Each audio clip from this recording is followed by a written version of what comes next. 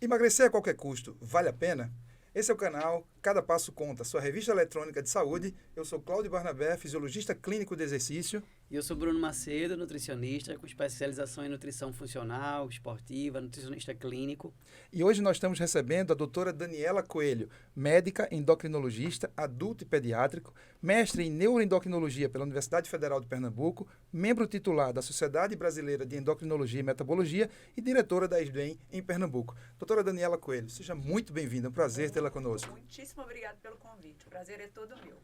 Que coisa boa, prazer todo nosso, Daniela. A gente queria começar falando sobre os dados de obesidade, né? Obesidade e sobrepeso. Até a gente queria puxar um pouco mais para o lado do sobrepeso, porque quando a gente fala em obesidade, parece que a coisa está muito distante da gente, né? E a gente tem dados da Organização Mundial de Saúde mostrando que para 2025, que já está agora batendo na porta, a estimativa de 2,3 bilhões de adultos ao redor do mundo, que eles estejam acima do peso, sendo 700 milhões de indivíduos com obesidade, ou seja, o índice de massa corporal acima de 30%. Daniela, o que significa? Por que a gente está engordando tanto? O que significa esses números que só aumentam? Eu ainda pioraria esses números. Acrescentaria que em torno de 40 milhões são crianças e em torno de 350 milhões são adolescentes. Então, assim, a obesidade é uma doença crônica, uma doença que não é levada a sério, né? É uma doença que traz uma série de repercussões cardiovasculares para o paciente, uma série de outras doenças advindas do ganho de peso. Então, a gente tem que tratá-la como uma coisa real, como uma patologia séria que merece o nosso devido orientação, a nossa devida organização, enfim, respeito para esse paciente obeso, para a gente poder levar ele para um bom caminho, para tirar ele desse ciclo vicioso.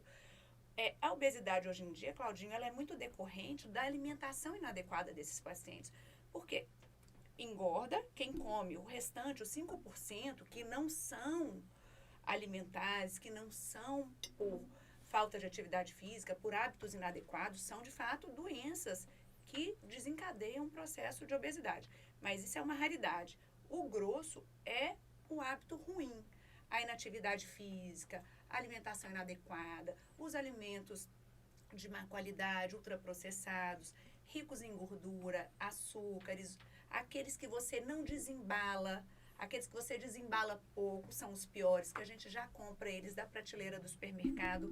Enfim, esses fatores são os que, na verdade, os principais para o desencadeamento da obesidade. E outra coisa que a gente tem que ressaltar é que, assim, as políticas públicas não contemplam a obesidade de forma adequada, com o respeito que eles deveriam, né? Então, assim, a gente não tem políticas para a obesidade. A gente até tem um marco, que é o Dia da Obesidade, que é o dia 4 de março, mas parou e fica por ali. A gente faz as ações naquele dia, mas não tem continuidade, o que seria importante para esse grupo de pacientes, para dar continuidade ao tratamento. Então, assim, política pública tem que também investir no tratamento da obesidade, locais com áreas para a prática de atividade física, orientação educacional para esse paciente, atendimento nutricional, atendimento médico, orientação para as atividades de uma forma geral, atividade física principalmente, porque isso tudo vai impactar no acompanhamento desse paciente obeso. Dani, antes de passar a palavra para Bruno, já que você falou, tem um dado que você falou aí agora que me chamou muito a atenção, Bruno. Perceba que ela disse 5% de uma população que tem obesidade por outros fatores endocrinológicos, genotípicos, hereditariedade. A gente está falando de 95% de uma população que tem sobrepeso e obesidade por epigenética, ou seja, por mau comportamento, ou seja, esses alimentos. Eu vou passar a palavra para você, querido, eu quero que você fale um pouco mais sobre isso, mas já que a Dani falou sobre adolescentes, eu me lembrei agora de a minha dissertação de mestrado, o meu segundo artigo de defesa, foi sobre obesidade abdominal em adolescentes, prevalência e associação com atividade física e hábitos alimentares. A gente encontrou com uma amostra o universo foram 326 mil escolares do estado de Pernambuco, aqui do litoral do Recife, até o sertão de Petrolina, lá no sertão do São Francisco. Então, imagine, estudantes de ensino médio, 326 mil, a amostra foram 4 mil adolescentes, a gente contou uma prevalência de obesidade abdominal, imagina, com resistência insulínica e todos os perigos da obesidade abdominal, em 7% da amostra.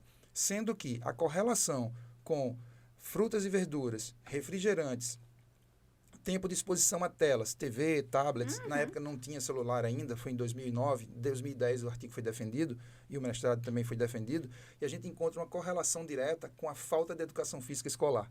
Uma correlação direta sobre isso. Ou seja, quando você me fala sobre a obesidade nas crianças e adolescentes, aí é que está o perigo.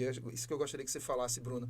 Porque imagina, se a gente pegar uma foto de quando nós éramos adolescentes, por que é que está todo mundo mais pesado? O que é que está acontecendo? E principalmente com relação a essa questão alimentar, com relação a crianças e adolescentes. O que é que está acontecendo com a nossa alimentação, Bruno? Bom, as crianças e adolescentes, elas estão sofrendo muito, né? Elas são um alvo, digamos assim, muito almejado pela indústria alimentícia dos ultraprocessados.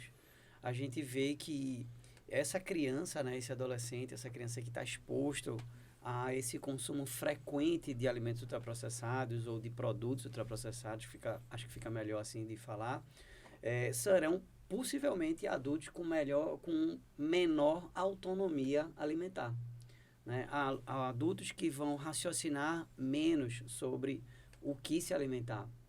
E isso tem uma repercussão muito grande. Tem uma repercussão nesse adulto, tem uma repercussão nos filhos desse futuro adulto, né? Pois a gente sabe que uma criança que vem de pai e mãe obeso tem 80% de chance de ser obeso. Exatamente. Né? Então, a gente tem uma série de repercussões sociais, né? Para a saúde pública, para questões políticas mesmo, porque a gente vê uma criança e um adolescente, a gente sempre vê a comida da criança sempre muito rosinha. Isso é extremamente intencional, né? É para ser atrativo, é para ser bonitinho, né? E aqueles rótulos que tem ali, vitaminado, né? Que na verdade é uma grande enganação, né? Muitos rótulos que tem vitaminado, na verdade, existe uma obrigação pela Anvisa de adicionar algumas vitaminas para evitar algumas doenças. E não tem nada de vitaminado ali, né? E eu tenho puxado muito esse assunto lá no meu Instagram, da questão do zero gordura trans, né? Que é um zero que não é zero e que em toda a matemática a gente foi ensinado que zero é sinônimo de ausência, né? É uma unidade vazia. Eu queria que você repetisse esse dado, Bruno. Eu não sei se Dani tem essa informação. Olha que coisa curiosa, Daniela. Bruno, quando fala sobre a gordura trans, a Anvisa diz que para um alimento, eu vou chamar de comestível, para que um ultraprocessado seja considerado como gordura trans, zero trans, ele não precisa ter zero trans. Eu queria que o Bruno dissesse qual é a magia que eles fazem tecnicamente. É magia. É magia, você né? vai ver. A mágica que eles fazem. Tecnicamente, é autorizado a um produto que coloque na sua embalagem zero gordura trans, aquele que tenha até 0,2 gramas de gordura trans por porção. Ok. Até aí tudo bem. Até aí tudo bem. Ou seja, seria uma quantidade insignificante de gordura trans que não causaria inflamação, desbiose e por aí vai. Exatamente. Aí entra a mágica. Porém, quem decide, quem faz a porção é a indústria alimentícia. Então, a porção pode ser 10 biscoitos ou pode ser apenas um. 0,19 gramas de gordura trans. E aí em um biscoito, se você comer 10, você vai estar comendo 2 gramas de gordura trans e tá tudo certo. Isso é um negócio fora do comum, né? E agora a gente que é leigo, como é que a gente vai conseguir entender que aquilo ali tem zero trans? E eu estendo isso para tudo que é ultraprocessado, né? A gente pega um pacote de biscoito e tem integral, quando na verdade tem uma série de outros aditivos ali que vão causar desbiose, lipogênese, construção de gordura, etc. Vai inflamar o organismo de uma forma geral, né? Exato. Vocês dois falaram em políticas públicas o tempo inteiro, todos dois se referiam a políticas públicas. Parece que é de propósito, e você disse que os alimentos infantis, eles têm muita cor, tem muito cheiro, tem muito sabor, e isso é de propósito. Me parece que é uma tentativa de substituir aqueles alimentos in natura, alimentos que nascem ou num bicho ou numa planta, porque não caberia. Se alguém faz uma alimentação de 4.000 calorias por dia, não teria mais como. Mas a indústria tem intenção de substituir o alimento, de modo que acontece em consultório. Eu queria até que você me falasse na tua prática clínica, Dani, porque tem paciente que chega assim, mas se você me tirar o pão, eu vou comer o quê?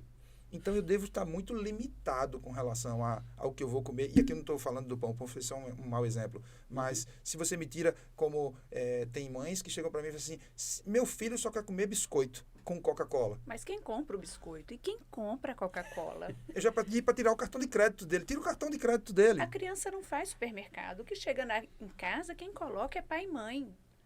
Na minha casa, não vou lhe dizer que não tem, mas tem muito pouco, em ocasiões pontuais, porque eu tenho crianças em casa, eventualmente elas me pedem. Mas quem faz o supermercado, o grosso do supermercado, lá em casa não tem. Acabei de sair de casa agora, minha filha mais nova de 3 anos adora brócolis. Estava comendo arroz, feijão, o bifinho e o brócolis. Perfeito. Então, assim, quem dá exemplo é pai e mãe. Quem coloca a comida em casa é pai e mãe. Eu costumo falar para os meus pacientes, criança não faz supermercado. Eles comem o que a gente tem em casa. Então, se você faz as escolhas erradas, eles vão estar aptos a escolher as coisas erradas. Não é questão de escolha errada. Eventualmente, a gente não pode julgar ninguém por comer um chocolate, um docinho. Faz parte da vida, do dia a dia, é gostoso, né? Dá prazer. Mas não é para o dia a dia. Uma coisa eventual, uma situação, um aniversário, uma coisa pontual. Agora, colocar a criança só quer comer isso, ela só quer comer isso porque não tem outra opção em casa, porque só tem aquela opção. Então, o que ela vai querer? O que ela já está habituado, o que é mais fácil de preparar, o que não dá trabalho, o que de fato é gostoso, é palatável, porque gordura hidrogenada e açúcar dão gosto ao alimento e deixa gostoso, atrativo, é colorido, enfim. É o que tem para hoje em casa. Então, é aquilo que aquela criança, aquele adolescente vai ingerir, minha gente. Ela não vai comer uma salada diversificada, com vários grãos. Não vai. Então, isso é questão de hábito. Quando eu chamo no consultório, é para mudar o hábito da família toda. E não adianta um fazer dieta e o outro não aderir, porque senão vai virar uma bagunça. Perfeito, Dani, perfeito. Tem que todo mundo entrar no ritmo. Mas o pequeno não precisa, é muito magrinho. Eu falei, não é questão de precisar, é questão de você melhorar os hábitos de pequeno para quando chegar nessa idade não te dar trabalho que o outro filho, no caso, está te dando hoje. Entendeu? Porque o hábito a gente cria de pequeno. Ô, Minha doutora, filha não nasceu gostando de brócolis. Claro. É o hábito, né, do Exato. dia a dia. e a gente está vendo agora também muita criança com esteatose, né? Muita criança com esteatose, com diabetes tipo 2, por excesso de ganho de peso, principalmente os adolescentes. E isso, futuramente, minha gente, vai levar essa criança a infartar numa idade precoce. Muito novo. Uma hipertensão precoce. Coisas assim, doenças em decorrência da obesidade que são extremamente evitáveis. É muito curioso quando a gente fala sobre diabetes tipo 2 em crianças, que a gente já ouvia falar que existe. diabetes era coisa de velho, né? Doença hepática gordurosa não alcoólica, onde já se viu uma esteatose não alcoólica. E agora a gente vê as pessoas, e a gente está preocupado com isso em adolescentes. É um negócio Exatamente. fora de série. Você, Daniela, citou, vocês começaram o assunto bem interessante, que é sobre a questão da obesidade. Tem um tabu, né? E agora uma política progressista de não tratar como tabu, deixa-se meu corpo, minhas regras, mas é uma coisa que é considerada como doença, tem lá no E é código, crônica. um Código Internacional de Doença, é uma doença... É 66. Uma o doença, CID. Perfeito, muito obrigado. Uma doença crônica, não transmissível, inflamatória, mas efetivamente, tratando com todo respeito a obesidade e aqueles 5% de pessoas que precisam de tratamentos, às vezes um tratamento medicamentoso, não é epigenético, ou seja, não é de comportamento, maus hábitos alimentares e Esses exercício. 5% são decorrentes de doenças secundárias, tipo uma síndrome de Cushing, uma doença psiquiátrica, paciente que faz uso de medicação compulsivamente por outros problemas e que aumenta a fome. São causas secundárias. O restante, a grosso modo, é realmente mau hábitos alimentares. Tem o fator da genética, né? Que pais genéticos pais obesos têm uma chance maior de ter crianças obesas, enfim. Isso tudo junto. Não é multifatorial, não é uma coisa isolada.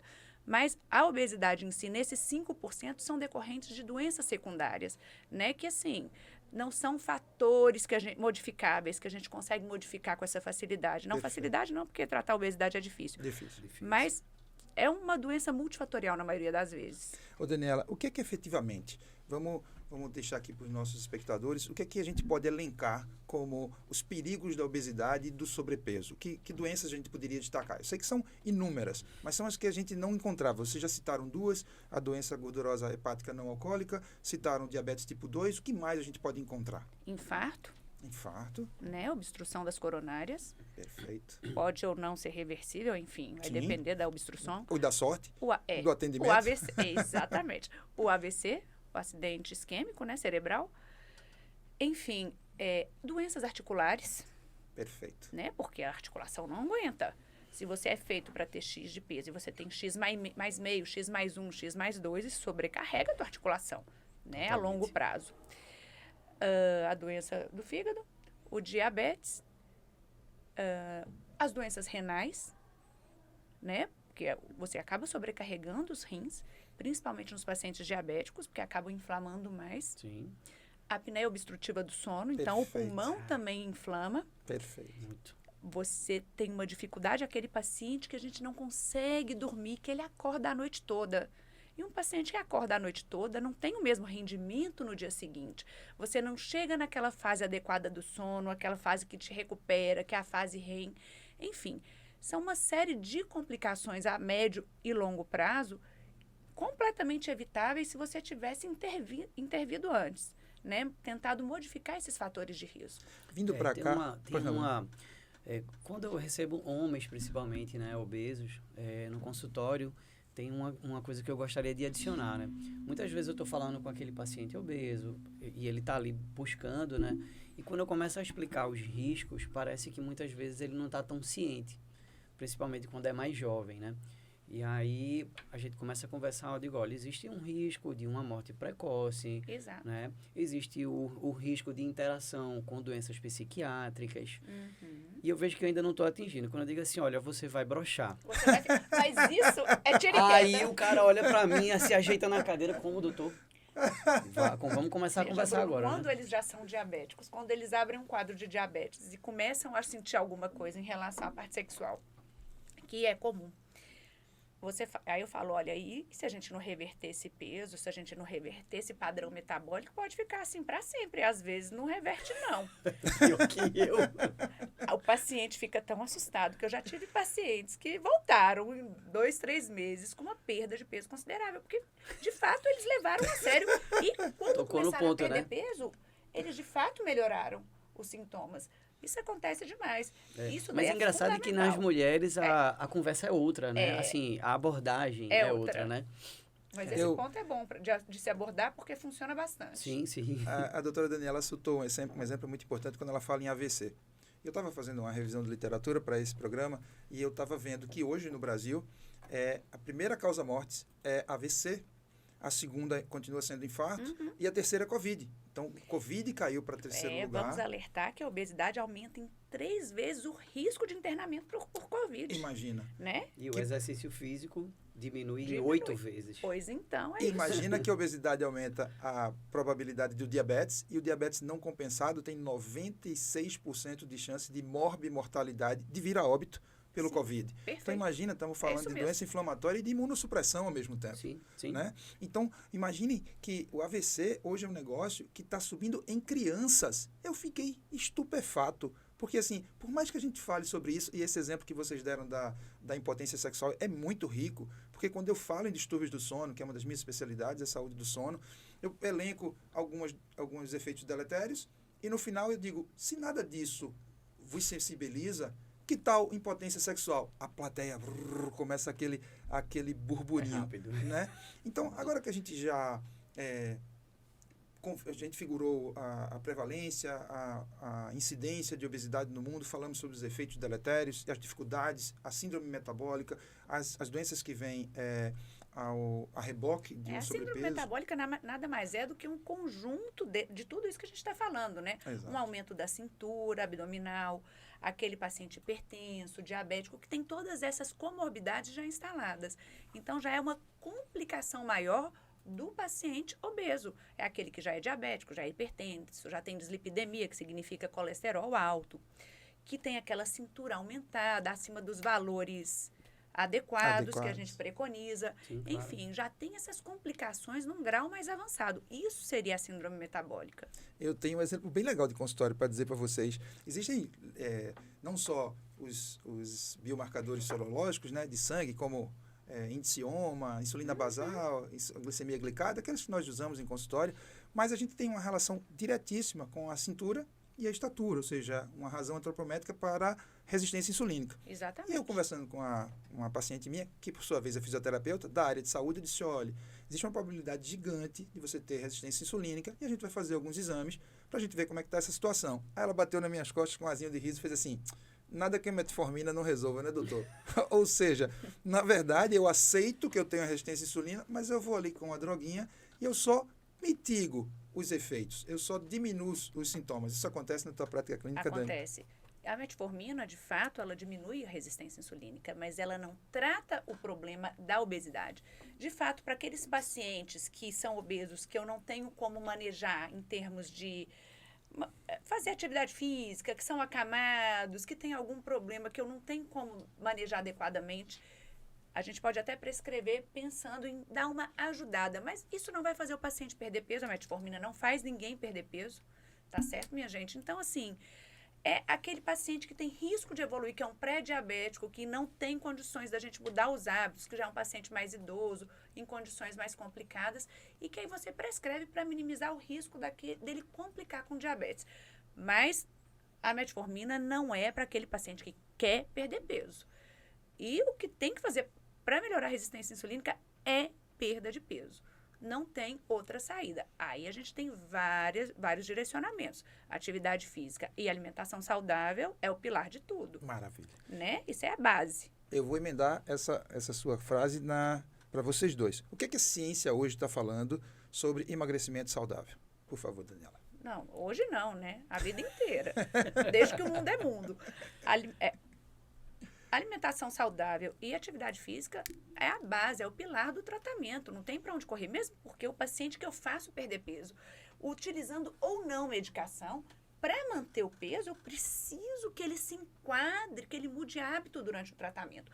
Porque o que o remédio faz? Ele tira, de fato, a fome, por N mecanismos, a depender da medicação que eu utilize e se tiver indicação, obviamente.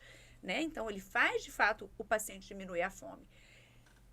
E aí, ele não come, mas aí não adianta ele não comer. O que eu explico para o meu paciente é que eu preciso que ele modifique os hábitos ao longo do tratamento. Porque se eu suspendo o remédio e ele voltar a comer como comia antes, ele vai pipocar o ganho de peso. Porque os hormônios contrarreguladores aumentam em níveis elevadíssimos, aumentando a fome desse paciente. Sim. Então, se ele não está mantendo aquela atividade física, se ele não está mantendo uma dieta que era para ter sido modificada ao longo do tratamento e voltar a comer o que comia antes, infelizmente, é dinheiro jogado fora.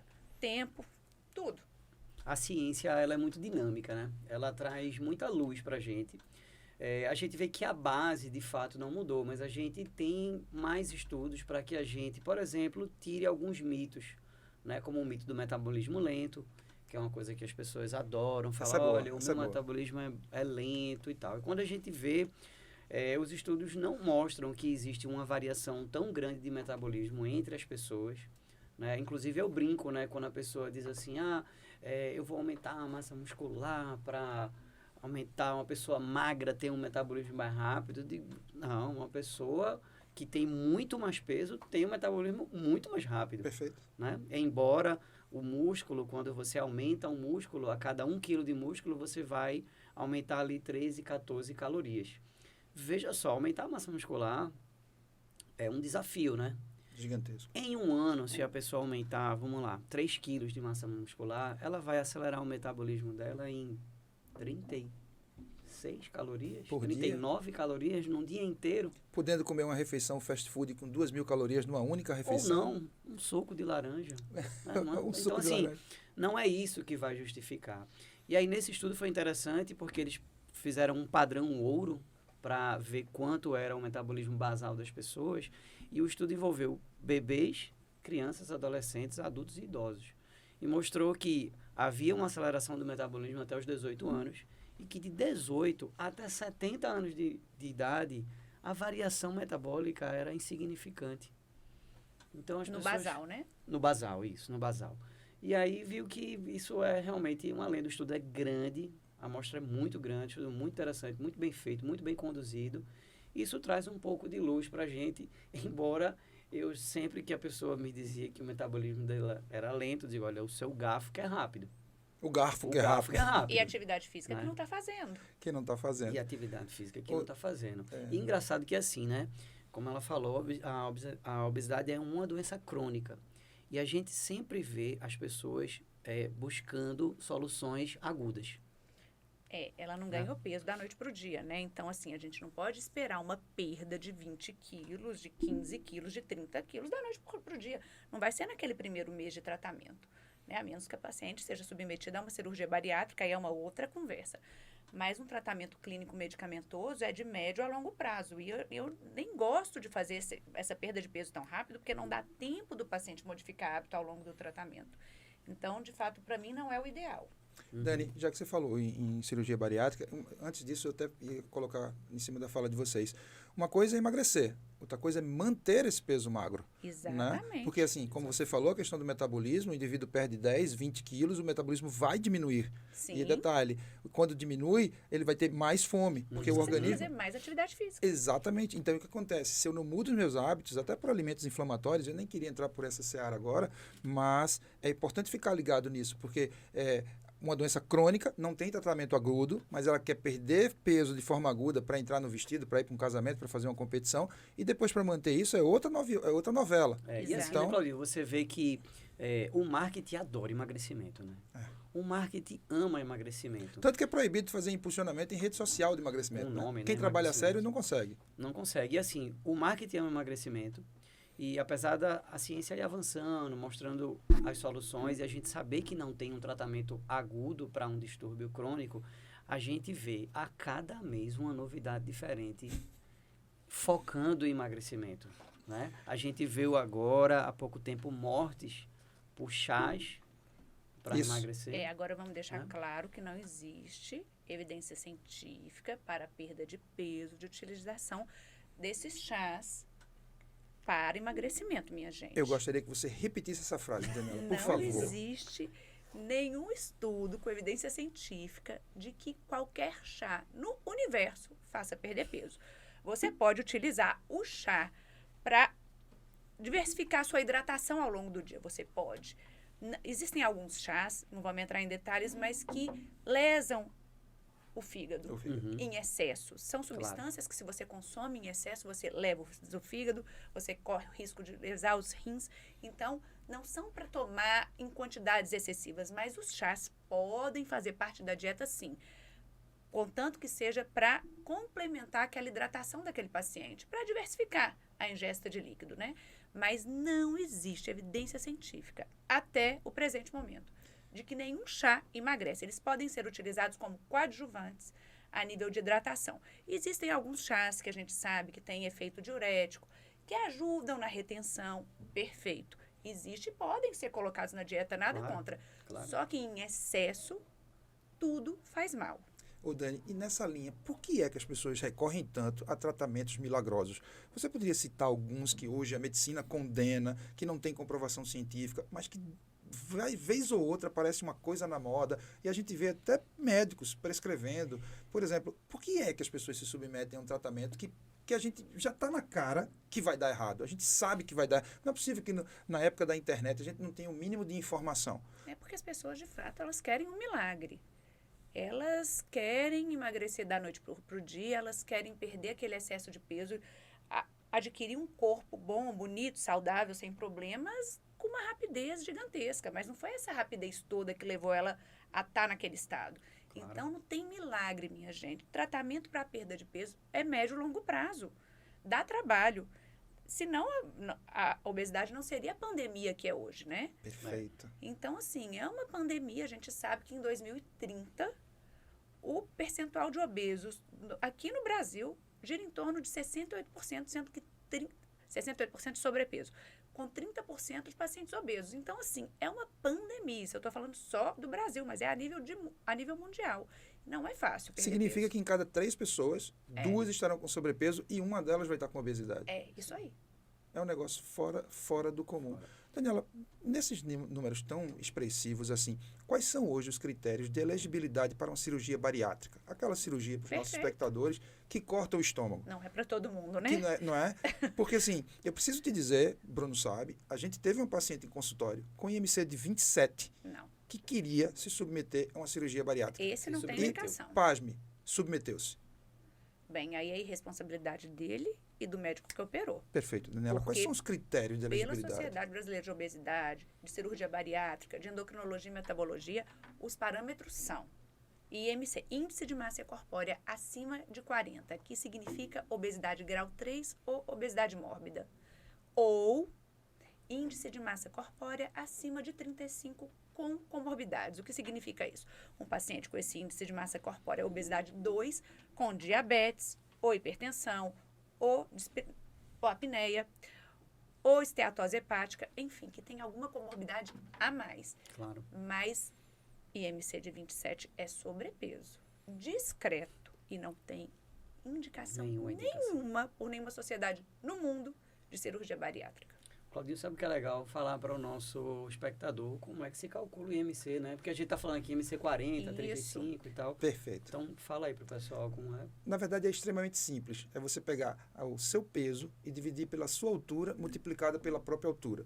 Então, você multiplica a altura pela altura e divide o peso por esse número. E a gente está falando aqui de peso ideal até 25, e sobrepeso de 25 a 29,5, 29,9, e a partir de 30 é obesidade. E isso que a doutora Daniela falou, de obesidade grau 1, 2, 3, é o IMC de 30, 35, 40, é onde a gente tem o que a gente chamava de obesidade mórbida, obesidade severa. E, na verdade, os critérios de elegibilidade para uma cirurgia bariátrica, que é uma cirurgia que não é para todo mundo, que tem seus efeitos colaterais, que tem dados importantes que 5 anos depois, Tem contraindicações, 60% inclusive. contraindicações, que tem um percentual importantíssimo de pessoas que têm recidiva, que Ah. tem E o assim, né, alcoolismo, Claudinho, tem a depressão. Essa pessoa que você citou é uma pessoa que parece envolver outras problemáticas, né? E a gente sabe que há um aumento de questões de vícios, por exemplo, né? Questões de depressão, alcoolismo, Sem sombra de dúvidas. no pós-cirurgia, né?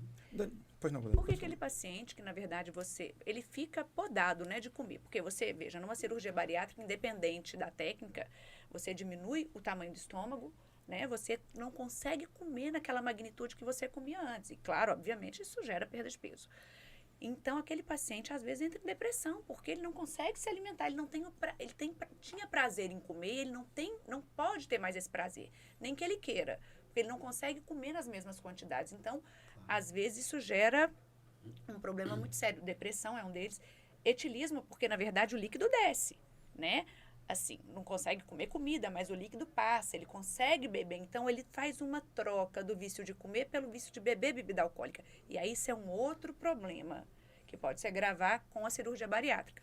Mas, em geral, a grosso modo, a cirurgia bariátrica, quando bem indicada, ela ajuda muito os pacientes. Olha, excelentes resultados. Apesar de que o reganho de peso nesses pacientes submetidos gira em torno de 15% a 30%. Né? Não um reganho total, mas um reganho de peso na casa dos 20% a 30%, que já é algo significativo. Sim. É aproximadamente isso. Mas, quando bem indicada, ela é muito boa. A gente pode acreditar esse reganho, Daniela, essa recidiva de ganho de peso a fatores comportamentais, é basicamente isso, ou algum insucesso na própria técnica cirúrgica? A técnica cirúrgica, em geral, ela é bem executada, ela é bem feita. E, hoje em dia, bem menos agressiva, porque a maioria é feita por via endoscópica. E as duas técnicas que são mais utilizadas, que seria a gastrectomia por sleeve, que é a mais realizada, e em Y de Hooke seria uma cirurgia mais desabsortiva, que também é boa quando é bem indicada, elas têm boa eficácia e são, em geral, bem executadas. Mas eu acredito que seja a ingesta de outros alimentos, o paciente descobre como burlar a cirurgia bariátrica, né? Acaba consumindo alimentos líquidos de alta densidade calórica, enfim. A cirurgia bariátrica só foi lá, né? Anatomicamente, a gente não tem como fazer a cirurgia do cérebro também, né? A gente escuta muito o ataque. A gente escuta muito o ataque a leite condensado. Eu não queria falar isso. Leite condensado no canudinho, né? Mas, enfim, eles aprendem que o leite condensado cai bem, porque desce, não ocupa volume no estômago. É o caso do etilismo também, Sim. porque é a mesma ideia. Mas eles aprendem a burlar e acabam tendo prazer com aquilo, e aquilo ali se torna algo recorrente. E leite condensado, uma colherzinha, já vai uma caloria danada, né? Então, isso a longo prazo faz ele reganhar o peso. Muita gente no consultório, isso é uma dúvida nossa, inclusive offline, né? A gente perguntou sobre o chip da beleza, né? Que é algo que, acho assim, está agora no momento eleito como um grande salvador. Vamos esclarecer as coisas. Vamos, Não é bem vamos, assim, doutora. não. Chip da beleza. O que é o... Nem vou chamar de chip. O implante de gestrinona. O marketing é muito bom, né? É. Chip da beleza, ou seja, chip da eu tô numa beleza. era de tecnologia, tudo é Chip, né? chip, aí eu vou implanto um chip, você vira um robô, um Android, Pronto. a partir de agora tudo deu certo. É assim, Dani? Dá certo? Seria o ideal, né? Seria ótimo. Mas não é assim. O dito chip da beleza, que não gosto nem de chamar desse nome, porque eu não acho que de beleza não tem nada, com Perfeito. o tanto de complicação que ele gera, é um implante de gestrinona, que é uma progesterona. Inicialmente foi utilizado para tratamento de endometriose. E esse implante, ele tem um efeito antiestrogênico, ele bloqueia os estrogênios no receptor adequado e tem um efeito androgênico. Então, assim, o paciente tem os efeitos androgênicos potencializados. Só que, em paciente que você produz os hormônios de forma adequada, quando você implanta um hormônio desse, você bloqueia a produção endógena daquele paciente, né? E você vai ter os efeitos deletérios do excesso de androgênio nesse paciente, certo? Pode ter acne, pode ter pelo em excesso, pode ter aumento de risco de infarto. O sangue fica mais grosso nesses pacientes, né? O hematócrito fica mais concentrado, aumenta risco de trombo, enfim, vários riscos. Clitorimegalia na mulher, a voz fica mais grossa na mulher, no homem isso não faz diferença, porque o homem já tem a voz mais grossa, e são efeitos que às vezes não são reversíveis, né?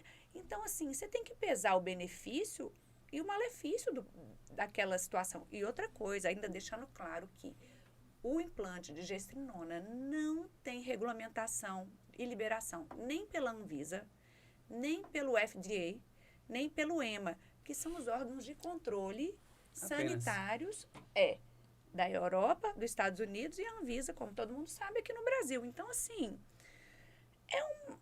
a gente não pode apontar segurança, além dos malefícios que a gente sabe desse efeito hormonal, né? Eu, particularmente, não indico a colocação. Bom, informação tem, né?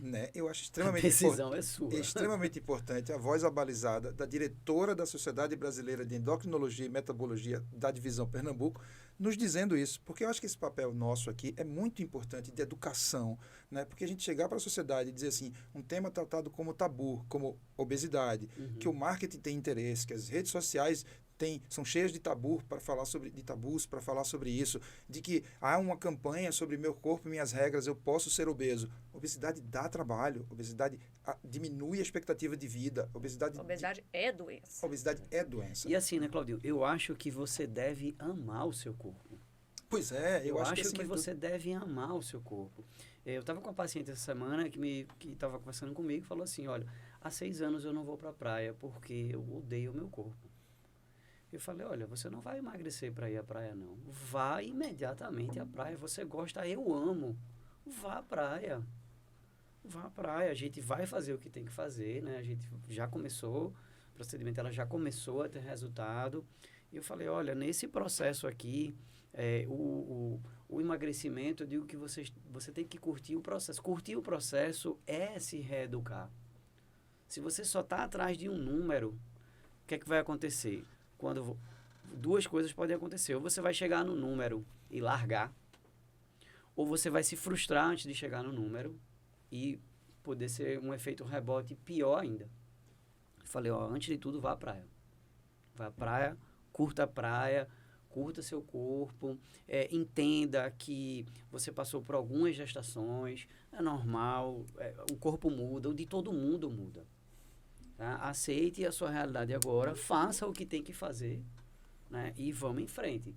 Então, Eu acho que essa coisa de amar o próprio corpo não tem nenhuma relação em deixar de tratar uma doença como uma doença tão complicadora, né, por envolver tantas questões. Eu acho importante isso. E nós temos uma paciente em comum que uma vez eu soltei uma caixinha na rede social e eu disse quais são as suas dificuldades em emagrecimento. E a gente queria ajudar a fazer essa campanha educacional e ela disse assim, a minha principal foi deixar de glamorizar a obesidade, ou seja, de viver com a obesidade e achar que aquilo estava bem, estava normal e etc. E essa história que você fala é brilhante. Eu acho que isso que a gente deveria reforçar é viver o processo. Né? Acho que o melhor do caminho de chegar é viver o processo, é nele que a gente amadurece, é nele que a gente aprende. Então, tudo isso que foi colocado aqui, acho que falta a gente perguntar uma coisa. Dani, em que momento as medicações são imprescindíveis para o emagrecimento? Quais são os momentos em que as pessoas, não, agora eu preciso de fato de um endocrinologista, eu vou precisar de medicamentos, vou precisar da medicina. Quais são esses momentos, Dani? Pacientes com sobrepeso e alguma complicação, a gente está liberado para fazer, né? Então, a gente pode... Claro, a gente tem várias medicações no mercado, cada uma é indicada para um nicho de paciente. Não são todos os pacientes que podem tomar qualquer tipo de medicação, isso tem que ser bem organizado. Mas sobrepeso acima de 25 com fatores complicadores, a gente pode iniciar, ou acima do IMC de 30, que já é o grau inicial de obesidade. Então, a indicação de começar são nesses dois grupos de pacientes. Gente, a gente tem um prazer enorme de receber a doutora Daniela Coelho aqui no nosso podcast, a nossa revista eletrônica. É um prazer enorme. Bruno, suas considerações finais. Eu acho que a gente falou bem sobre a obesidade. Acho que a gente conseguiu mostrar o cenário, mostrar o que a gente precisa fazer, mudança de estilo de vida. Suas considerações finais. Eu acho que assim a gente consegue falar sobre isso sem terrorismo. Né? E foi ótima a fala inicial, falando, olha, lá em casa tem sim algumas coisas, perfeito, né? É normal, faz parte da vida. Você não vai chegar no aniversário e se restringir completamente, você não vai ser antissocial, tá? Você tem como fazer isso, mas você tem que saber o que é exceção e o que é regra. E o que é muito comum, que hoje em dia eu já não me fico mais tão espantado, mas eu confesso que quando eu comecei a atender, eu ficava muito espantado com pessoas que erravam todas as refeições. Todos os dias, todas as refeições. E com o tempo eu fui vendo que isso era muito mais comum do que eu imaginava. Eu imagino que no consultório de vocês deve ser assim. Quando você pede para tirar ultraprocessado, a grande maioria deve dizer assim, e eu vou comer o quê? É, por aí. Doutora Daniela, quais são as suas considerações finais? Minha principal consideração é que a obesidade, minha gente, é de fato uma doença, é uma doença crônica, precisa ser tratado com o devido respeito e tratá-la da melhor forma possível, porque senão as consequências advindas da obesidade vão aparecer uma hora ou outra, né? Esse negócio, estou gordinho, mas estou saudável. Pois é, mas uma hora não vai ficar mais, porque os mecanismos compensatórios, eles trabalham até um certo limite, as doenças começam a aparecer. Então, tratar a obesidade e dar continuidade ao tratamento não é fácil tratar, não é à toa que a obesidade é uma pandemia e dar o devido respeito e persistir sempre no tratamento. Saiu da dieta um dia, volta no outro. Ninguém é de ferro, exceções existem, mas o foco é manter aquela dieta equilibrada da atividade física e as medicações quando necessários e bem indicado por um endocrinologista.